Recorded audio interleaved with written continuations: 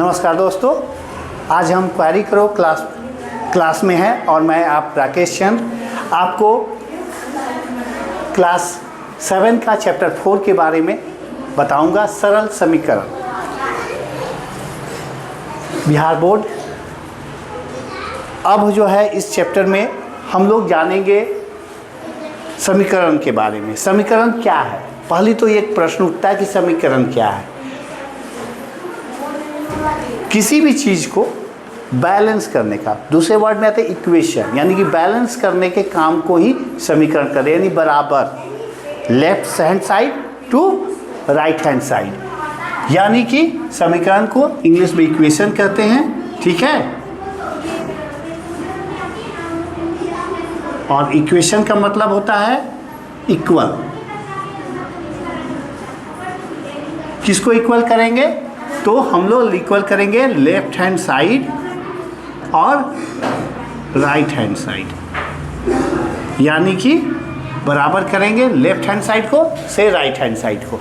ये हमेशा हम लोग को करना, इसी को कहा जाता है इक्वेशन। ठीक है, यानी कि समीकरण। कोई दिक्कत नहीं, ये मेन थीम है। अब इसमें आते हैं कि किसको करना है। तो दो तरह के वेरिएबल्स यानी चर होते हैं। ठीक है, एक चर जो चलता है और एक अचर जो नहीं चलता है। ठीक है, चर और अचर, इन्हीं दोनों का कॉम्बिनेशन होता है। इन दोनों को मिला करके जो भी बनते हैं उनको हम लोग ये देते हैं। चर में आपका आ जाता है वो जिसका वैल्यू जो है वो बराबर बदलता रहता है। ठीक है, जैसे x, y, z, फिर a, b, c, l, m, n। कोई डाउट, कोई कंफ्यूजन नहीं। अच्छा, यानी इनका फिक्स है, वैल्यू फिक्स है। तो वो हम लोग का जो नंबर संख्या होती है 0, 1, 2, 3, 4 और इस तरह से देखा जाए तो ये सारी संख्याएं बढ़ती चली जाएंगी। इनका वैल्यू फेस है। जब भी ये अपना पोजीशन देंगे तो अपना ही वैल्यू रहेगा, इसके में परिवर्तन हम लोग नहीं कर सकते हैं। ठीक है, तो यहाँ पर एक चीज़ आता है। अब आता है सरलीकरण क्या है। ठीक है, इक्वलिटी करना, LHS यानी लेफ्ट हैंड साइड को और राइट हैंड साइड को हमने क्या बोला था, क्या करना है? बराबर करना है। चलिए, तो आज हम लोग जो हैं इस कुछ इक्वेशन लेंगे जिसको हम लोग लेफ्ट और राइट को इक्वल करेंगे। ठीक है, जैसे एक नंबर दिया गया है आपको। ठीक है, 4x + 5 = 25।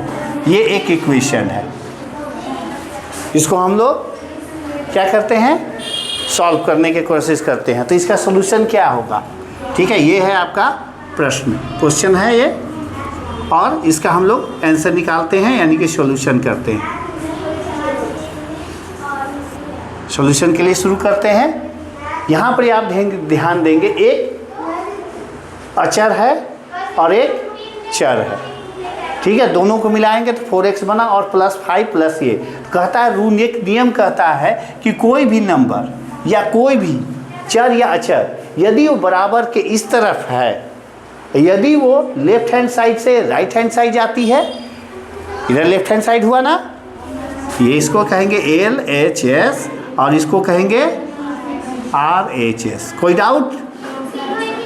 और हमको क्या करना है? इन दोनों को बराबर करके वैल्यू निकालना है। किसका वैल्यू निकालना है? x का वैल्यू निकालना है। ठीक है, LHS, तो LHS से लेफ्ट हैंड साइड है, यदि कोई राइट हैंड साइड जाती है, यदि ये प्लस है तो उधर जाकर क्या हो जाएगा? माइनस। इधर ये माइनस है तो उधर जाकर क्या होगा? प्लस। सेम वही कंडीशन होती है, यदि RHS में वो माइनस है तो इधर आएगा तो प्लस, और उधर यदि वो माइनस है तो प्लस हुआ और ये प्लस है तो माइनस। कोई डाउट, कोई कंफ्यूजन नहीं। तो हम यहाँ भी ध्यान से देखेंगे तो इसका से संबंध है तो 4x रख देते हैं इक्वल टू, यहाँ प्लस है तो उधर जाकर क्या हो जाएगा, माइनस। ठीक है, तो 4x इक्वल टू कितना न हुआ,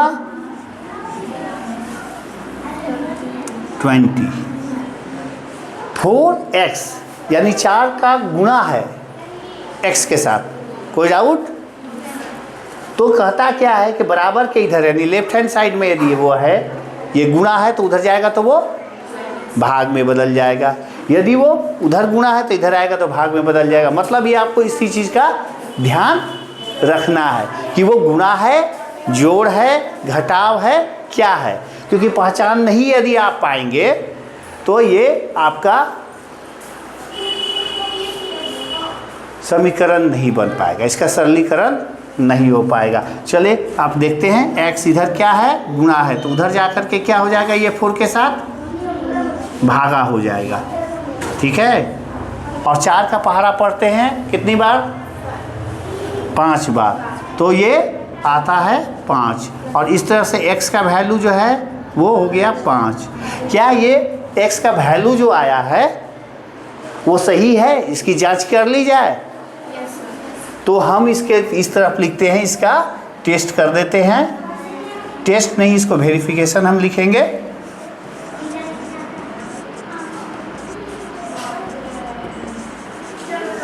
वेरिफिकेशन यानी कि हम इसकी सत्यता की जांच कर लें। ठीक है,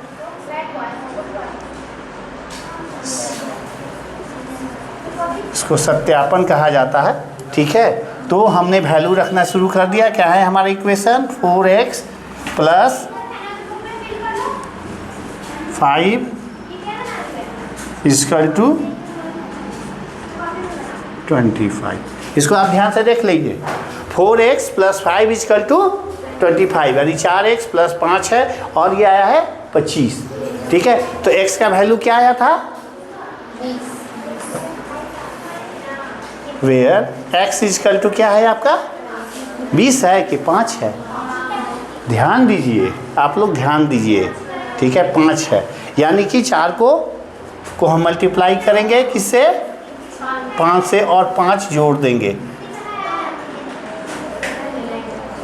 तो क्या होता है, 20 प्लस 5 इक्वल टू 25, यानी कि 25 इधर भी हो गया और 25 इधर भी हो गया। तो क्या कहेंगे, LHS इक्वल टू RHS। क्या ये वेरीफाइड हो गया, सत्यापित हो गया? बिल्कुल सही है।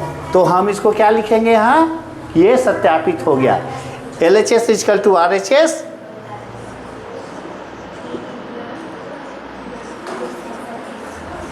वेरीफाइड हो गया।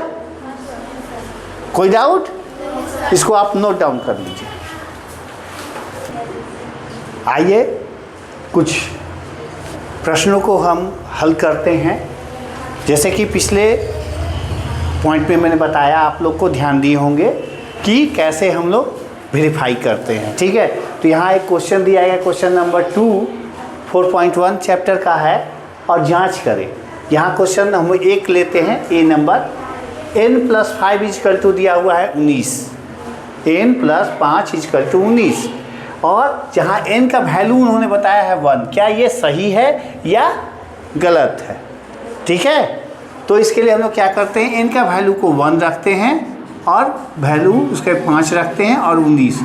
तो क्या लगता है कि LHS और RHS बराबर है, हाँ या ना?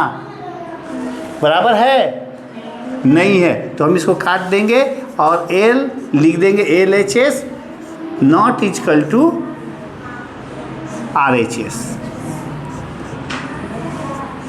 तो यहाँ इनका वैल्यू वो नहीं है। एक्चुअल में होना क्या चाहिए था, कुछ और होना चाहिए था। ठीक है, अब यदि हम निकालना भी चाहें तो कैसे निकलेगा, इस पर यदि n प्लस 5 इक्वल टू हम लोगों ने 19 लिख दिया। ठीक है, तो n का वैल्यू निकलना चाहिए, कुछ तो निकलना चाहिए ना। तो n जहाँ है वहीं रहेगा, बराबर के उधर ये 19 वहीं रह गया, और ये प्लस था तो उधर जाकर क्या हो जाएगा? माइनस। तो क्या आया इनका वैल्यू? 19 में से 5 को घटाएंगे तो आएगा 14। ठीक है, तो n का वैल्यू 14 होना चाहिए था, जहाँ कि इन्होंने दिया था n का वैल्यू 1, तो वो गलत है। कोई डाउट, कंफ्यूजन? उसी तरह हम प्रश्न नंबर बी ले लेते हैं। ठीक है, उसी में उसी सेक्शन का, और वो क्वेश्चन दिया गया है 7n + 5 = 19। 19 दिया गया है और n को बताया गया, n = दिया गया है -2। क्या ये चेक कर लें ये क्या है? तो वैल्यू हम फिर रखते हैं, 7 को मल्टीप्लाई करेंगे -2 से और प्लस करेंगे 5 से। क्या ये LHS और RHS बराबर हो रहे हैं या नहीं हो रहा है? तो 7 का पहाड़ा पर है 2 बार तक कितना हो गया? 14 -14 हो गया, क्योंकि प्लस माइनस माइनस होगा।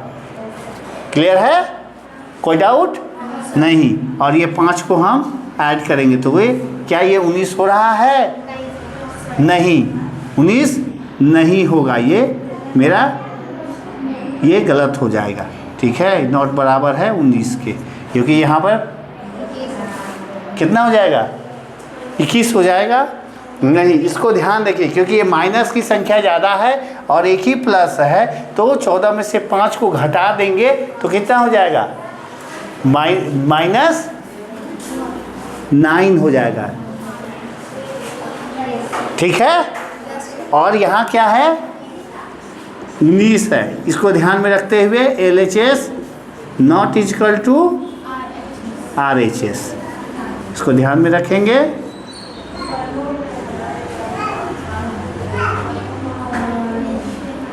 ठीक है, तो इसका वैल्यू क्या होना चाहिए था एक बार चेक करें हम। तो हम लोग इसको अपना निकालते हैं, 7n + 5 = 19। ठीक है, ये आपका प्रश्न है ना? तो 7n जहाँ है वहीं रह गया ना, और 7n = क्या करेंगे? 19 - 5, क्योंकि ये इधर प्लस था तो इधर आकर के माइनस हो गया। तो यहाँ पर भी ध्यान दीजिएगा, 7n = कितना हो जाएगा? 19 में से 5 जाएगा तो कितना बचेगा जी? 14। बिल्कुल सही, बिल्कुल सही। और n = अब क्या करेंगे? इधर क्या है? n मल्टीप्लाई है, तो ये 7 के साथ मल्टीप्लाई है, तो इधर जाकर क्या हो जाएगा? डिवीजन हो जाएगा, यानी 7 से भागा नहीं। और 7 के पहाड़ा पढ़ेंगे तो कितने बार में आ जाएगा? 2 बार में कट जाएगा, यानी कि n का वैल्यू क्या निकला? 2। ठीक है, कोई डाउट? ये -2 नहीं हो करके ये होना चाहिए था +2। ठीक है, यदि इसका वैल्यू +2 होता तो ये सही हो जाता। ठीक है, आप लोग इसको नोट डाउन आप कर लो।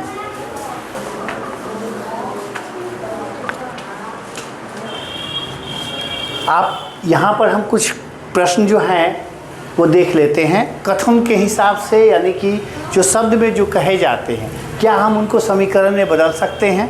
तो जी हाँ, 4.1 में कुछ क्वेश्चन दिए गए हैं, प्रश्न दिए गए हैं, इसको आप ध्यान से पढ़ें। एक चीज़ को आप ध्यान देंगे कि जब भी हम कोई भी स्टेटमेंट है, यानी कि कोई भी बात कही गई है, यदि हम उसको समीकरण में बदलना चाहते हैं तो हर एक शब्द या हर एक पे बहुत ही ध्यान से देखना होगा, हर एक शब्द को बहुत ध्यान से देखना होगा। जैसे यहाँ पर भी दिया गया है, संख्याओं x और 4 का योग 9 है, यानी कि वो संख्या ज़्यादा है, 1 से ज़्यादा है। अब ये संख्या भी लिखा जा सकता है, संख्या x और 4 का योग 9 है, लेकिन यहाँ पर संख्याओं का दिया है, यानी कि 2 संख्याओं का योग जो दिया गया, तो इसको हम कैसे लिखेंगे? तो इसको लिखेंगे x + 4 = 9। ये आपका समीकरण बन गया। ठीक है, दूसरा कह रहा है कि y में से 2 घटाने पर 8 प्राप्त होता है, तो कहा गया ध्यान दीजिएगा y में से, ना कि उल्टा हम ना कर देंगे, y में से 2 घटाना है। y में से हमने 2 घटा दिया तो हमें प्राप्त संख्या क्या है? y में से हमने क्या घटाया? 2। अब मिला हमें क्या? 8। कोई दिक्कत? तीसरा है a का 10 गुना 70 है, इसको ध्यान दीजिएगा। a का 10 गुना यानी कि 10a, यानी कि 10 गुना यानी 10a हो गया। क्या है वो? है कितना है? 70। किसके बराबर है? 70 के बराबर है। कोई दिक्कत नहीं। संख्या b को 5 से भाग देने पर 6 प्राप्त हुआ, यानी कि संख्या यदि b है तो उसको किससे भाग देना है? 5 से भाग देना है। तो हमें रिजल्ट में क्या मिलेगा? 6 मिलेगा। इसको ध्यान में है, समझ में आ गया? संख्या b को 5 से भाग देने पर 6 प्राप्त होता है। ठीक है, ये स्टेटमेंट है। 3t नंबर आया, t का 3/4 15 है, यानी कि t को यहाँ लिख देंगे और उसका 3/4 कितना हो गया? 3/4। 3/4 हो गया ना जी? 3 ऊपर रखेंगे, चौथाई का 4 हो गया, और कितना के किसके बराबर है? 15 के बराबर है। आप इसको नोट डाउन कर लीजिए।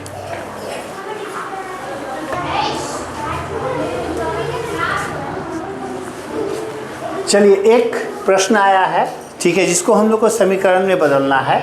इरफान कहता है कि उसके परमीत के पास जितने कंचे हैं उससे 5 गुने से 7 अधिक कंचे हैं। इरफान के पास 37 कंचे हैं। ठीक है, तो हम लोग क्या करते हैं कि इरफान का तो फिक्स है, कितना कंचे हैं उसके पास? 37 को एक तरफ लिख दिए। अब शब्दों पर ध्यान से देखेंगे कि कहा जा रहा है कि जितने कंचे हैं, यानी कि 5 गुने से 7 ज़्यादा, यानी कि हम परमीत को मान सकते हैं परमीत के पास m कंचे हैं।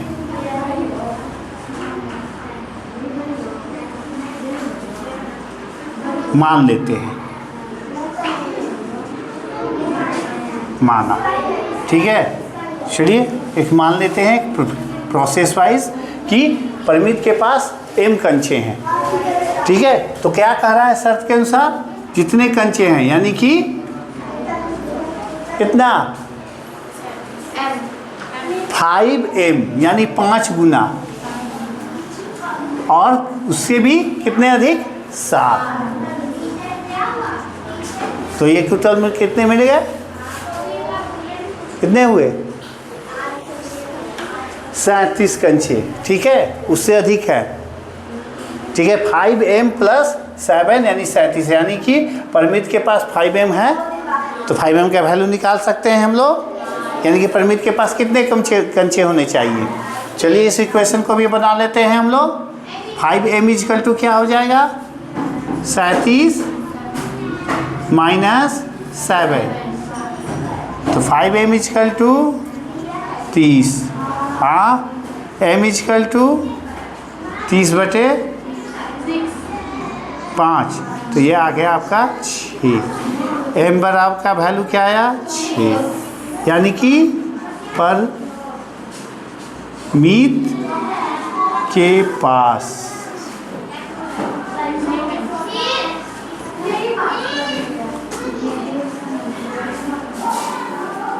कंचे, ठीक है, परमीत के पास जो कंचे थे उसकी संख्या है 6।